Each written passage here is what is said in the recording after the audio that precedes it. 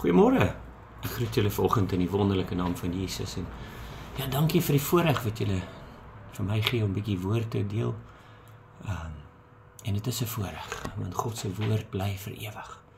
Hierdie week daar by ons kerk het ons en ek hoop daar by julle ook het julle hemelvaartdienste gehou en ja, dit was so 'n blessing. So 'n blessing om net saam as 'n gemeente te kom en net die Here te loof en te prys en ja, ons het in God se woord ingegaan en bietjie gedeel oor God se liefde vir ons, vir my en vir jou. En ons het bietjie gedeel oor die feit dat ons moet ons moet vir mekaar bid en vir mekaar intree.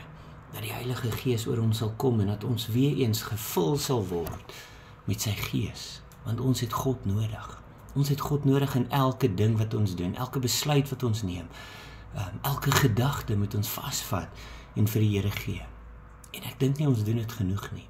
En ek is self skuldig daaraan, want baie keer kom maar gedagtes in jou kop in en dan dink jy, jy's dalk nie goed genoeg vir dit nie, of jy's dalk nie sterk genoeg vir dit nie, of slim genoeg vir dit nie. En dis daai gedagtes wat ons moet vasvat en vir die Here gee en sê, Here, U sê ek is, en daarom is ek, en daarom sal ek oorwin. En vanoggend so vinnige gedagte en wat ek by julle wil los en onthou hierdie week is daai wagdienste. Daar by ons gemeente doen ons wat ons noem wagdienste. Ons kom by mekaar elke aand 6:30 en ons loof die Here en ons bid saam en ons tree in saam, net soos die disippels, want hulle was 'n opdrag gegee om te sê gaan wag in Jerusalem totdat julle gevul is met die Heilige Gees, totdat julle krag ontvang van bo af. En dan weet ons op Pinkster, 10 dae later, het die Heilige Gees gekom en uitgestort oor daai wat daar was. En dit is daai wagdienste wat ons hou. En ja, ons weet, die Heilige Gees is al reeds vir ons gegee. 'n Trooster vir ons gegee. En dis hoekom God gesê, dit is voordelig dat ek Jesus weggaan, sodat hy sy Gees kon uitstort oor almal. En dat ons gevul is deur die Heilige Gees. En ek lees hierso uit Psalm 37. Ek meen, dit is lank voor Jesus hier op aarde gestap het. Maar kyk wat sê die psalmskrywer hierso vir ons. Dit is so mooi. As jy dink dat God aan jou dink vandag. God dink aan jou vandag. En hy wil net die beste vir jou hê vandag. Maar ons het ook 'n verantwoordelikheid, nee. Ons lees hierso van vers 23, Psalm 37 vanaf vers 23. Hy sê, deur die Here word die gange van 'n man bevestig en hy het 'n welbehae in sy weg. As ons net daai vers vandag lees en niks verder nie, dit is daar, deur die Here. Deur die Here, nie deur jou eie gedagtes nie, word die gange van 'n man bevestig. So God weet wat hy vir jou bedoel het vandag. God weet wat sy planne hy het vir jou vandag. En dit is nie dit is jou planne, so dis my planne en God se planne.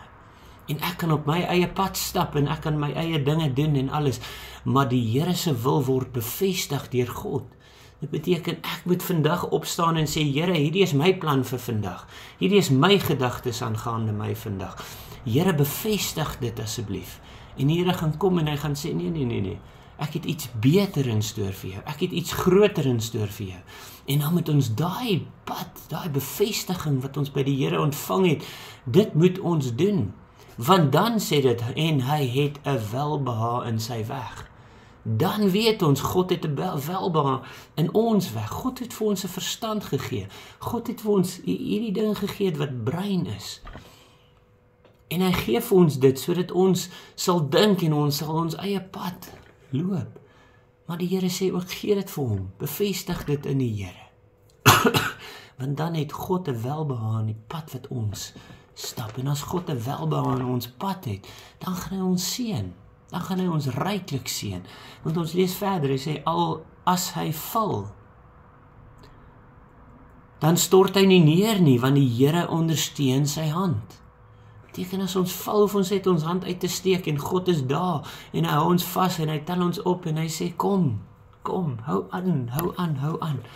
En hy sê ek was jonk, ook het ek oud geword, maar nooit het ek die regverdige verlate gesien, of dat sy nageslag brood soek nie. Die hele dag ontferm God hom en leen uit, en sy nageslag is 'n seën. Wyk af van wat kwaad is, en doen wat goed is, en jy sal vir ewig woon. En dit is daai vir ewig woon. Waar woon ons? In die teenwoordigheid van God. Waar woon die goddelose? Weg van God af, in sy afwesigheid. Maar hierso sê die Here vir ons, nee, as jy val, hy is daar om ons op te tel. As jy jonk is, gaan jy oud word. Hoekom? Want jy stap in die weg van die Here.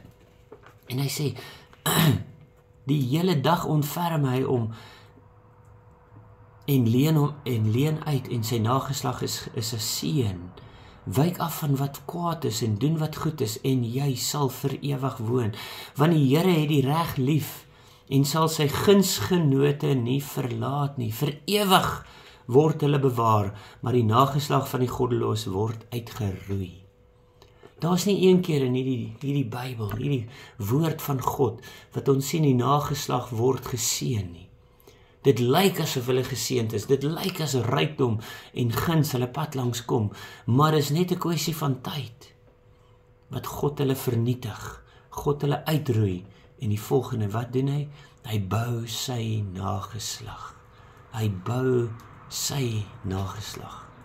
En dit is waaraan ons moet vashou daarso, al dink jy, al lyk dit asof dinge op hierdie spesifieke oomblik nie goed gaan nie. Hou vas aan die Here. Reik net jou hand uit. Die Here is daar om jou hand te vat en jou op te laat staan en weer op jou voete te plaas. En hy sê, die regverdiges sal die aarde besit en vir ewig daarop woon. Die mond van die regverdige verkondig wysheid.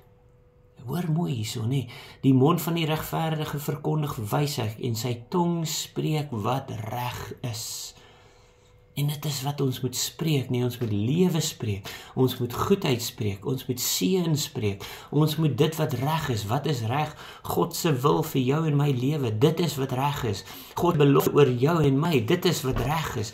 God se waarheid, dit is wat regheid. Die waarheid wat vir ewig hou, dit is wat reg is, en dit is wat ons monde moet spreek. En hy sê, die wet van sy God is in sy hart, sy gange sal nie wankel nie. En ons los dit daar, nie. Die wil van God, die wet van God, die wet van God is binne in ons, nee.